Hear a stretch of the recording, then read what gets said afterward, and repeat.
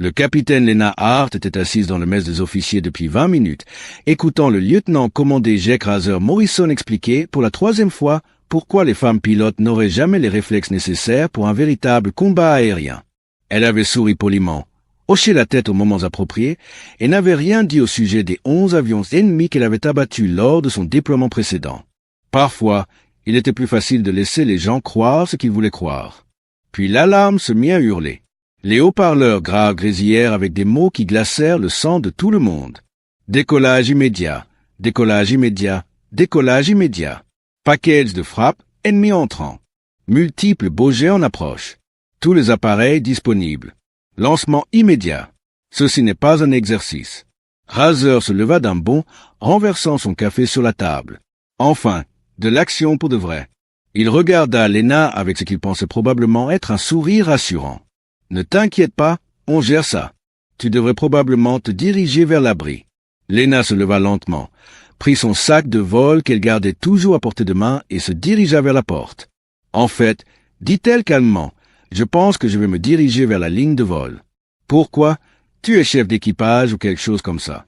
Elle s'arrêta sur le seuil de la porte, regarda en arrière la douzaine de pilotes masculins qui se précipitaient pour récupérer leur équipement, et se permit un petit sourire. Ou quelque chose comme ça. Ce qui se passa durant les 47 minutes suivantes allait devenir l'un des engagements de combat aérien les plus classifiés et les plus légendaires de la guerre moderne. 4 MiG-29 ennemis allaient entrer dans l'espace de bataille. 4 n'en sortiraient jamais.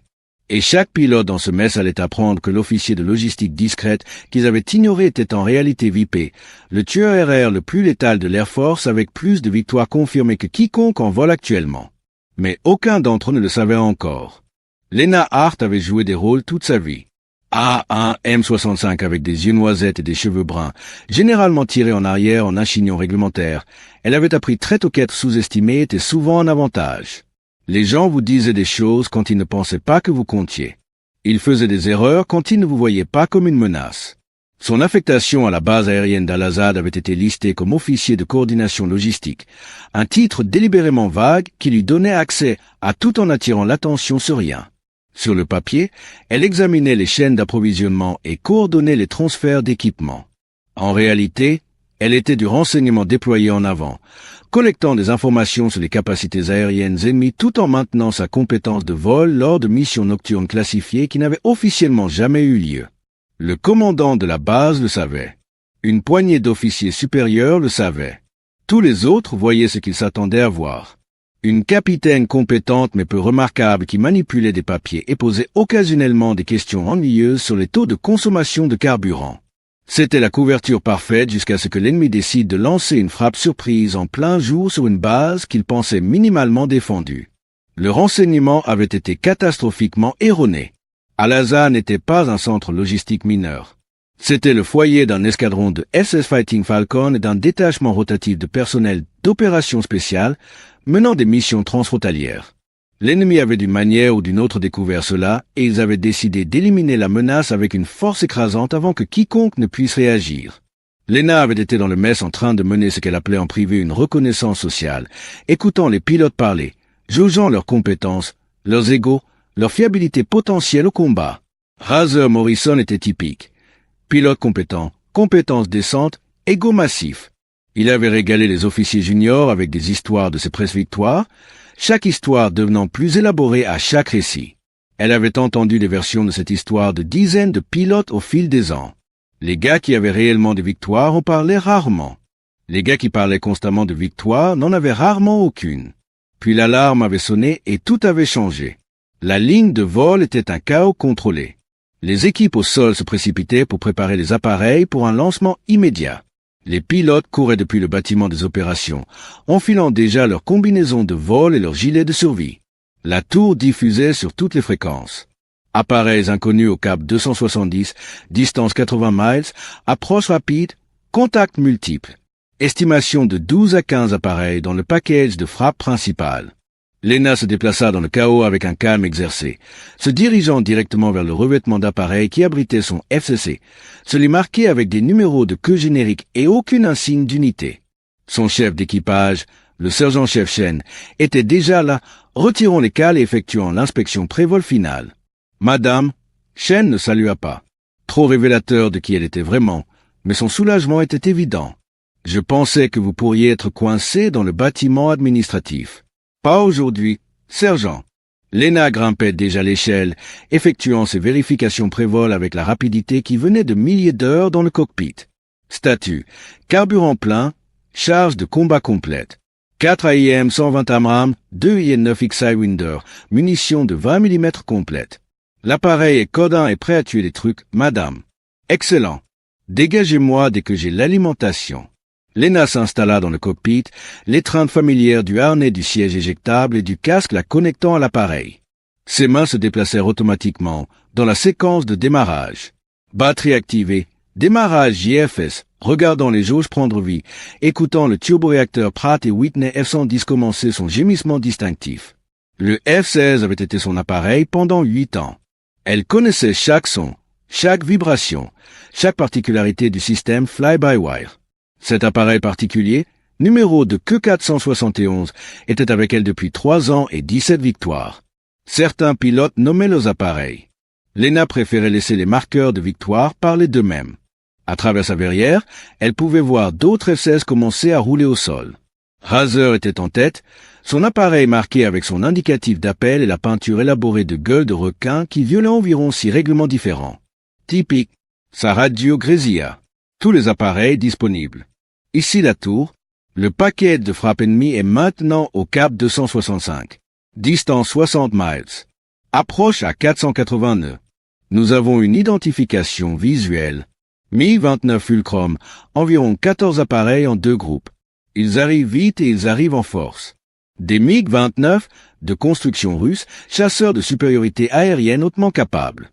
Rapides, maniables et pilotés par des pilotes qui s'étaient entraînés exactement pour ce type de mission de frappe. Ce n'allait pas être facile. Lena passa sur la fréquence tactique. Tour, VIP en ligne, prête pour le roulage. Il y eut une pause, puis une voix différente. Le commandant de la base, le colonel Sarah Hendricks. VIP, Falcon Lead, authentifié Alpha 79. Lena sortit sa carte d'authentification, prouva le code. Authentification Bravo 33. Confirmé. VIP, vous avez les armes libres et l'autorisation pour les opérations de combat. Faites-leur l'enfer. Bien reçu. Elle roula au sol derrière la formation principale, regardant Razor et ses ailiers prendre la piste active. Ils décollèrent par paire, post-combustion flamboyante, montant fort pour intercepter la menace entrante. Lena attendit son tour, effectuant les vérifications de combat final. Vérification radar. Vérification des systèmes d'armes. Vérification du port de ciblage. Contre-mesure chargée et prête. Communication cryptée et sécurisée.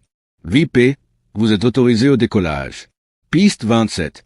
Vent 250 à 15. Altimètre 29.92. Bonne chasse. VIP roule. Elle avança la manette des gaz à puissance militaire, sentit le F-16 se tendre contre les freins, puis les relâcha et poussa la manette en post-combustion.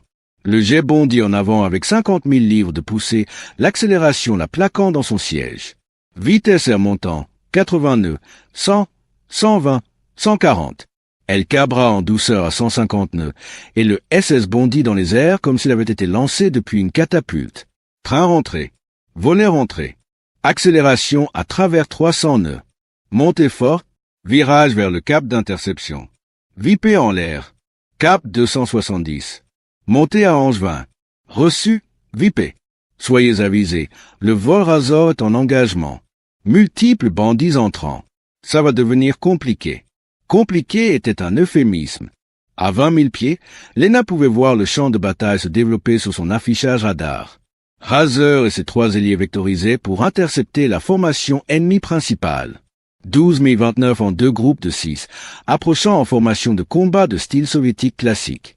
Mais son radar montrait autre chose. 4 contacts supplémentaires, plus bas et plus rapides, prenant une route de flanc large qui les amènerait derrière les défenseurs de la base pendant que tout le monde était concentré sur la menace principale. Marteau et enclume classique. La formation principale était l'enclume, évidente, menaçante, exigeant l'attention. Ces 4 flanqueurs étaient le marteau, se faufilant pendant que tout le monde était distrait, prêt à frapper la base pendant que ses défenses étaient engagées ailleurs.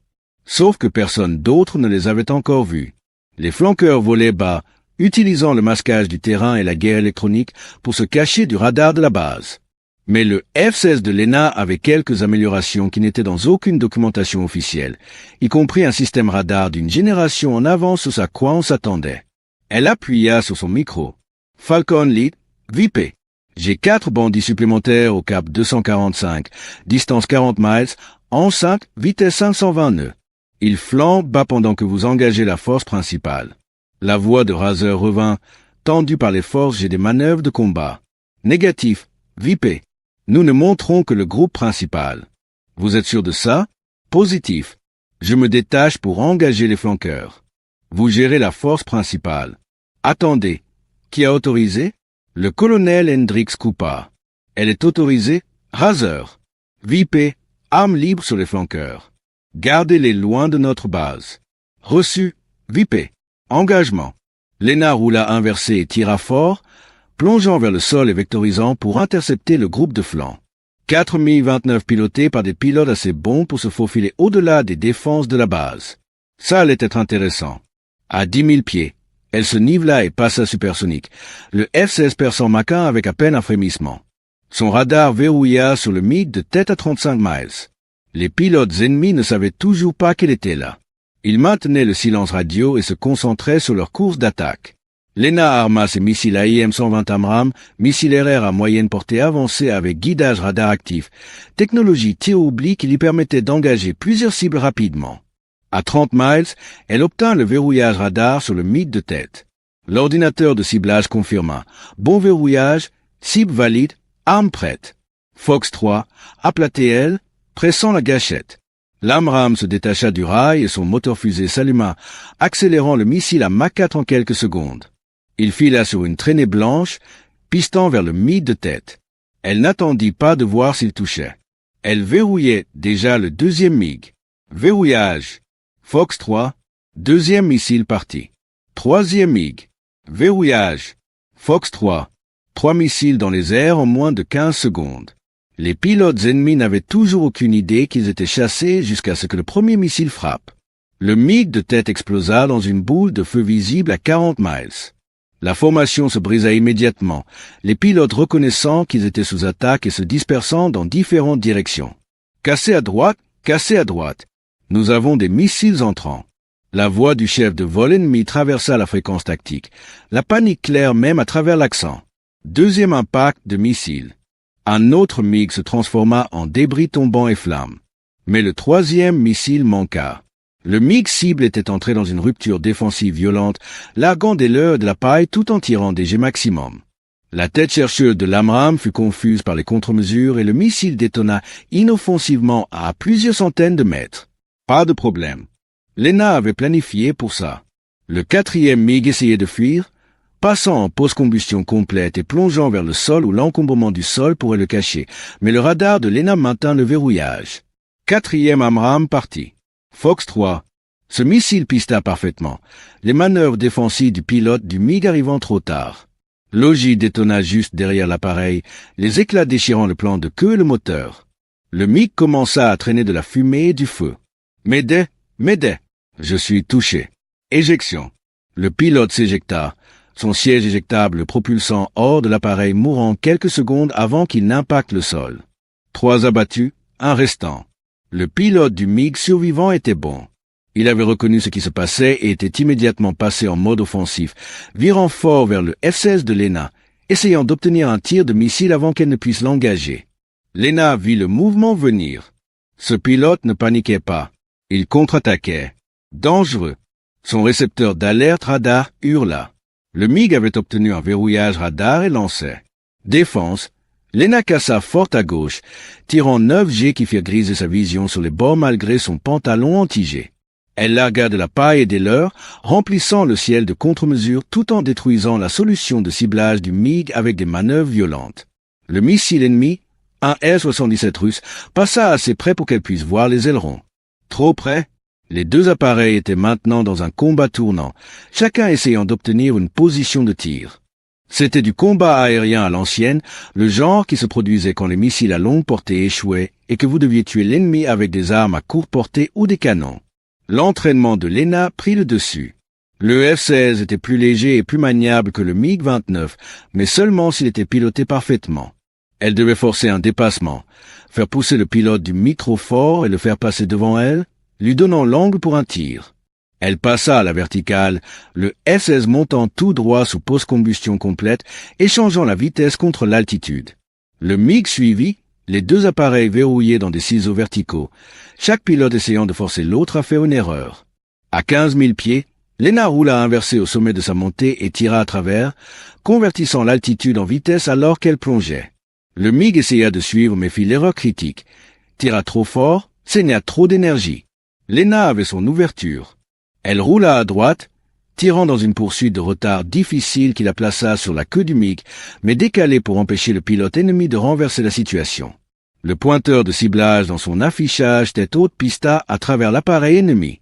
AIM-9X Sidewinder, missile infrarouge à courte portée, impossible à vaincre une fois verrouillé.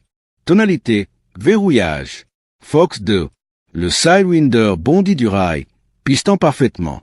Le pilote du MiG le vit venir, essaya de casser, largua désespérément des leurs, mais AIM-9X était d'une génération en avance sur tout ce que l'ennemi attendait.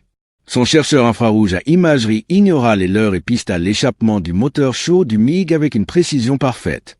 Impact. L'ogive détonna contre le moteur gauche du MiG. L'appareil culbuta hors de contrôle, le feu jaillissant de la centrale électrique détruite. Lena regarda assez longtemps pour voir le pilote s'éjecter avec succès. Puis elle scannait déjà pour de nouvelles menaces. 4 MiG engagés, 4 MiG détruits. Temps écoulé, 11 minutes. Elle appuya sur sa radio. Falcon Lead, VIP. 4 flanqueurs détruits. Je suis Winchester sur les AMRAAM, mais j'ai encore 2 Sidewinder et les canons. Statut de la force principale. La voix de Razer revint et pour la première fois, elle contenait du respect au lieu du mépris. VIP, Falcon Lead. Vous venez de tuer 4 bandits en solo? Affirmatif. Quel est votre statut? Nous avons engagé la force principale. Détruit 3, mais nous sommes en infériorité numérique et ils pressent fort. On pourrait utiliser Sainte-Mère, cassé à gauche, cassé à gauche. La radio éclata avec le chaos du combat. Avertissement, appel, lancement de missiles. L'engagement de la force principale n'allait pas bien. Lena vérifia son carburant. Assez pour 15 minutes de combat supplémentaire. Elle vira fort, allumant la post-combustion, fonçant vers l'engagement principal. Falcon Lead, VIP en route vers votre position. Tenez bon. La bataille aérienne principale était une mêlée tourbillonnante de 12 appareils essayant de se tuer mutuellement dans le même morceau de ciel. Les traînées de condensation marquaient les chemins des appareils tirant des virages en G maximum. Les traînées de fumée des missiles traversaient l'air en zigzag. 2 parachutes descendaient en dérivant. Un ami, un ennemi. Le radar de Lena montra immédiatement la situation tactique. Razer et ses 2 ailiers restants étaient en infériorité numérique 6 contre 3, séparés et luttant pour leur vie. Les MiG pressaient agressivement, leur avantage numérique leur permettant d'attaquer depuis plusieurs angles. Elle devait changer l'équation rapidement. Vol Falcon, VIP entre dans le combat depuis le sud-ouest. Restait dégagé de Mont 12 heures. Elle arriva vite, identifia le MiG le plus proche harcelant l'ailier de Razer. Le pilote ennemi était tellement concentré sur sa cible qu'il ne vit jamais le F-16 de Lena se glisser derrière lui. Canon de 20 mm. À l'ancienne. Elle pressa la gâchette. Le canon M61 Vulcan rugit. 6000 coups par minute de munitions explosives de 20 mm déchirant l'air. L'ordinateur de ciblage guida son tir parfaitement. Les projectiles marchèrent le long du fuselage du MiG, fracassant la verrière et détruisant l'hydraulique de l'appareil. Le MiG tomba, le pilote s'éjectant immédiatement. Splash 5, appela calmement Lena, tournant déjà pour engager la menace suivante. Les pilotes des MiG réalisèrent soudainement qu'ils avaient un nouveau problème. Leur avantage tactique s'évapora alors que Lena déchirait leur formation, son F-16 apparaissant et disparaissant dans le chaos du combat comme un fantôme. Un autre MiG apparut dans son viseur. Elle tira à nouveau. Touché, l'appareil ennemi s'éloigna en tournoyant, fumant. Splash 6. Maintenant, les pilotes ennemis étaient en mode défensif complet, rompant leurs attaques pour gérer cette nouvelle menace. Mais Lena avait passé des années à étudier les tactiques de chasseurs de style soviétique. Elle savait comment ils pensaient, comment ils bougeaient, comment ils réagissaient à la pression. Elle utilisa cette connaissance impitoyablement. Un pilote ennemi essaya de se renverser sur elle, tirant dans des ciseaux verticaux. Elle alla avec lui, le laissa penser qu'il gagnait en position, puis roula d'un coup dans une manœuvre qui la plaça instantanément sur sa queue. Dernier Sidewinder, verrouillage. Fox 2. Touché. Splash 7. Les MiG restants rompirent l'engagement et coururent, plongeant vers le sol et se dirigeant vers la frontière à vitesse maximale. Ils en avaient assez. 12 appareils étaient entrés dans cet espace de bataille. 7 étaient détruits. 5 battaient en retraite. Falcon lead, VIP. Les bandits courent. On poursuit. La voix du colonel Hendricks. Négatif, VIP. Laissez-les partir. Je veux vous et le vol Falcon de retour au sol. Bon travail. Lena fit un scan tactique final, confirma qu'il n'y avait pas de menace restante et tourna pour entrer. Son carburant devenait bas et ses munitions étaient épuisées. Temps d'atterrir, de se réarmer et d'être prête pour un round 2 si ça venait. Alors qu'elle tournait en approche finale, Lena pouvait voir la piste et la foule rassemblées près du bâtiment des opérations. Le mot s'était apparemment répandu sur ce qui venait de se passer. Elle atterrit en douceur, roula au sol et arrêta le moteur. Quand elle sortit du cockpit, l'escadron entier était là. Razor était devant. Son expression un mélange d'embarras et de respect. « Vous êtes VIP », dit-il platement. La VIP. 11 victoires au-dessus de la Syrie, 6 au-dessus du Yémen. Maintenant 7 depuis aujourd'hui. 24 confirmés. Vous êtes le pilote RR avec le plus haut score dans toute l'Air Force. Lena retira son casque, secoua ses cheveux. J'étais. C'est 28 maintenant. Elle regarda autour d'elle les pilotes assemblés. Quelqu'un a un problème avec le fait que les femmes pilotes n'ont pas les réflexes pour un véritable combat RR? Silence. Bien. Alors faisons le débriefing de cette mission et trouvons comment ils se sont approchés si près sans que nos systèmes d'alerte précoces ne les attrapent, parce que c'est le vrai problème que nous devons résoudre. Le débriefing dura 3 heures. Lena guida l'escadron entier à travers l'engagement, utilisant chaque contact comme un moment d'enseignement. Comment elle avait identifié la manœuvre de flanc, pourquoi elle avait engagé à des portées spécifiques, comment elle avait géré ses munitions pour s'assurer qu'elle avait des options tout au long du combat, les tactiques qui lui avaient donné des avantages dans le combat tournant. Razor écouta attentivement, prenant des notes, posant des questions intelligentes. L'embarras était parti, remplacé par le respect professionnel. Il avait vu le vrai combat maintenant, compris la différence entre se vanter de presse-victoire et les réaliser réellement. Les pilotes plus jeunes s'accrochèrent à chaque mot. Le lieutenant Maria Santos, l'une des 2 seules autres femmes pilotes de l'escadron, s'assit au premier rang avec un carnet, documentant tout. Elle avait été silencieuse pendant les pontifications antérieures de Razor, mais maintenant ses questions étaient aiguës et tactiques. Quand vous êtes passé à la verticale contre le 4e MiG, demanda Santos, vous échangiez vitesse contre altitude à un moment où il avait l'avantage en énergie. Qu'est-ce qui vous a rendu confiante que vous pourriez convertir ça en une position gagnante? Lena sourit. Bonne question. C'était quelqu'un qui comprenait la gestion de l'énergie dans le combat aérien. Je regardais ses virages depuis 30 secondes, expliqua Lena. Il était agressif, mais prévisible. Chaque virage serré, il tirait des jets maximum sans penser à la conservation de l'énergie. Je savais que si je le forçais à la verticale, il suivrait instinctivement et surengagerait. La verticale n'était pas pour gagner de l'altitude. C'était pour l'appâter à saigner de l'énergie qu'il ne pouvait pas se permettre de perdre. Elle tira les données de l'enregistreur de vol sur le grand écran. Regardez ici. Il me suit, tire fort pour rester avec moi, et là, voyez sa vitesse R. Il est à 180 nœuds au sommet. À cette vitesse, le Mi-29 se manie comme un camion. Pendant ce temps, j'ai roulé inversé et j'accélère en descente. Au moment où il réalise l'erreur, j'ai 450 nœuds et je convertis ça en position. Santos hocha la tête, griffonnant des notes. Plusieurs autres pilotes faisaient de même. Après, le colonel Hendricks prit Lena à part. La communauté du renseignement fait une crise de nerfs, dit le colonel. L'ennemi en savait trop sur cette base. Ce n'était pas une frappe aléatoire. C'était ciblé. Nous avons une fuite quelque part. De quoi avez-vous besoin de moi? Continuez à faire ce que vous faites. Officier de logistique le jour, chasseur de supériorité aérienne létale quand nécessaire. Voyez ce que vous pouvez découvrir à travers vos canaux. Mais Lena, Hendricks marqua une pause. Votre couverture est grillée avec l'escadron. Tout le monde sait ce que vous pouvez faire maintenant. C'est bien. La couverture était pour se cacher de l'ennemi, pas de nos propres gens. Et honnêtement, c'est peut-être mieux comme ça. Ces pilotes devaient voir que le genre n'a pas d'importance dans le cockpit. Les résultats comptent. Il y a autre chose. Votre engagement est partout sur les canaux de renseignement. Cette victoire a une mission. 4 d'entre elles avant que l'ennemi ne sache même que vous étiez là. L'autre côté va vouloir se venger. Spécifiquement, ils vont vous vouloir, vous. Qu'ils essaient. Hendrix sourit sinistrement. C'est ce que j'aime chez vous, capitaine. Aucun abandon. Au cours des jours suivants, la base retourna aux opérations normales, ou aussi normales que les opérations pouvaient l'être après une bataille aérienne majeure. Lena a repris ses fonctions logistiques, mais maintenant les pilotes la recherchaient pour des conseils, pour de l'entraînement, pour l'expérience de combat qu'elle pouvait partager. Elle établit une session d'entraînement tactique hebdomadaire où elle analysait des engagements de combat aérien historiques, décomposant ce qui fonctionnait et ce qui ne fonctionnait pas. La participation était obligatoire pour les pilotes juniors, mais même les expérimentés se présentaient. Razer devint l'un de ses étudiants les plus dévoués. Il avait eu son ego brisé et reconstruit le même jour et en était ressorti meilleur pilote.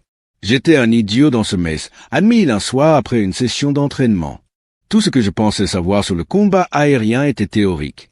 Vous l'avez vraiment fait, de manière répétée, contre des gens qui essayaient de vous tuer. J'aurais dû écouter au lieu de parler. Vous n'étiez pas un idiot, dit Lena.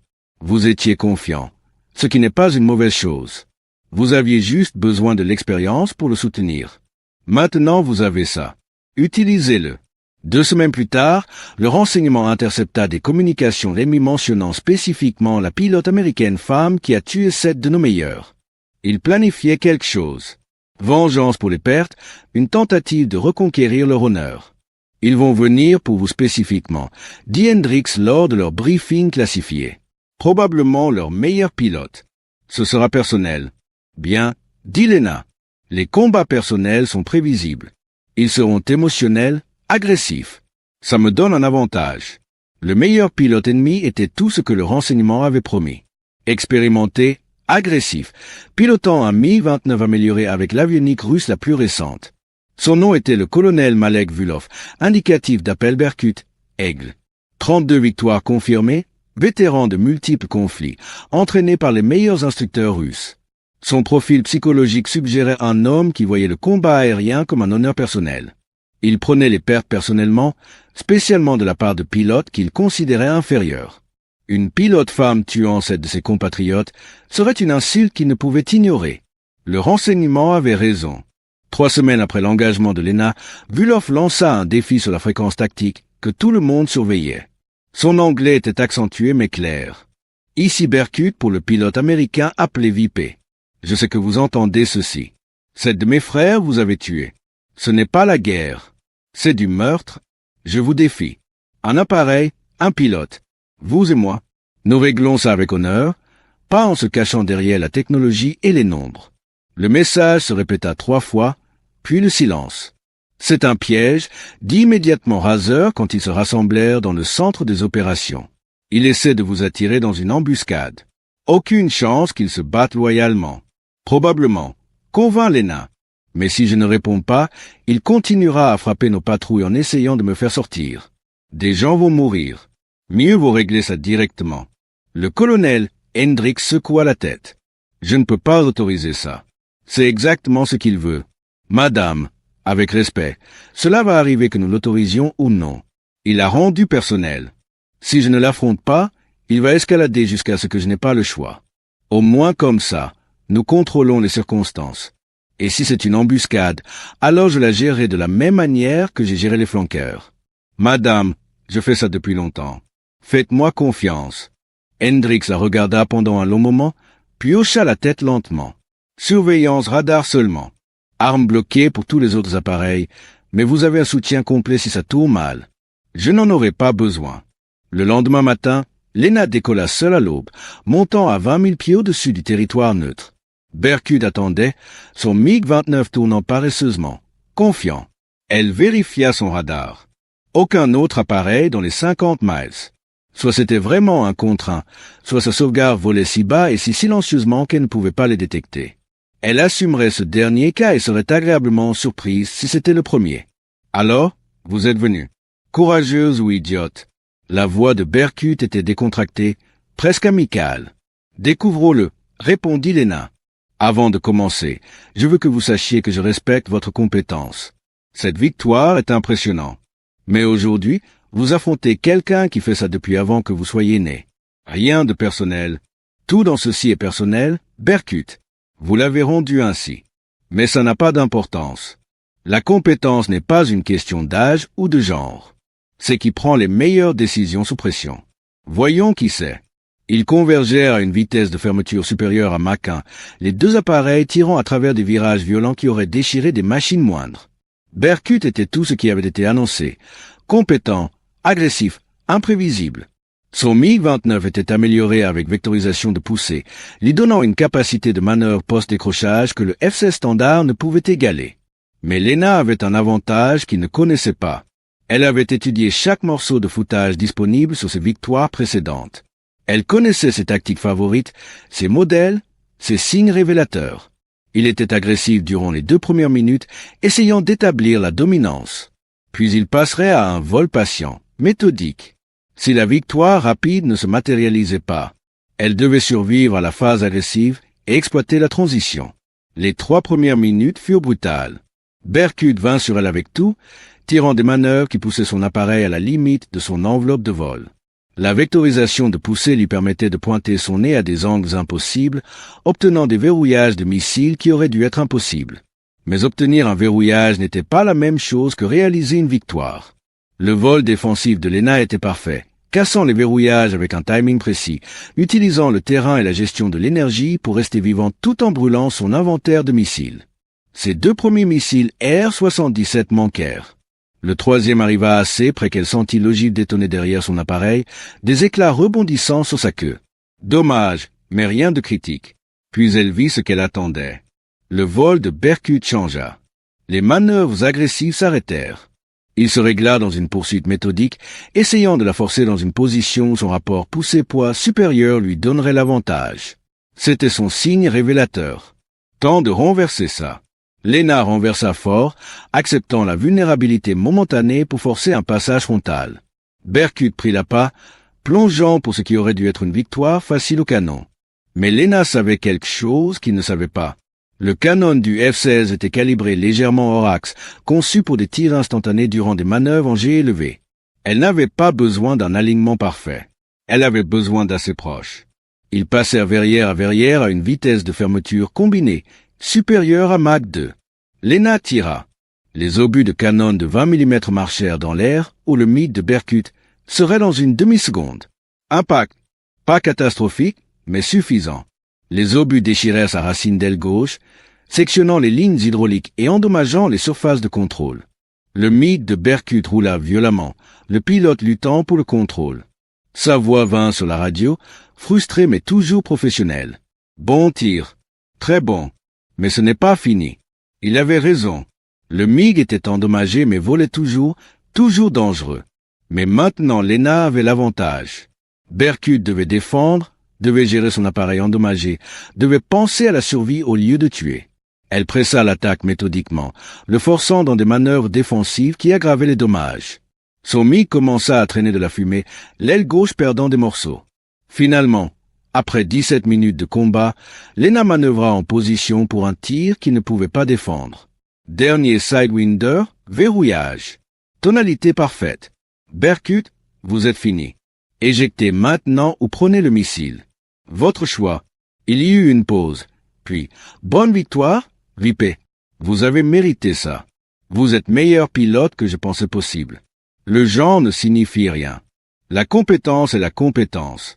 Il s'éjecta avant qu'elle ne puisse tirer, le MiG culbutant hors de contrôle avant d'exploser contre un flanc de montagne. Lena fit un cercle une fois, vérifia le déploiement du parachute et rentra à la maison. 29 victoires confirmées. Le pilote RR le plus létal du service américain. Et elle l'avait fait en prouvant que la capacité importait plus que les suppositions. De retour à la base, l'escadron la rencontra sur la ligne de vol. Pas pour célébrer, bien qu'il y aurait du temps pour ça plus tard, mais pour apprendre. Ils avaient regardé l'engagement sur la liaison de données, vu comment elle avait géré chaque phase du combat. Cette transition à la minute 3, dit immédiatement Santos.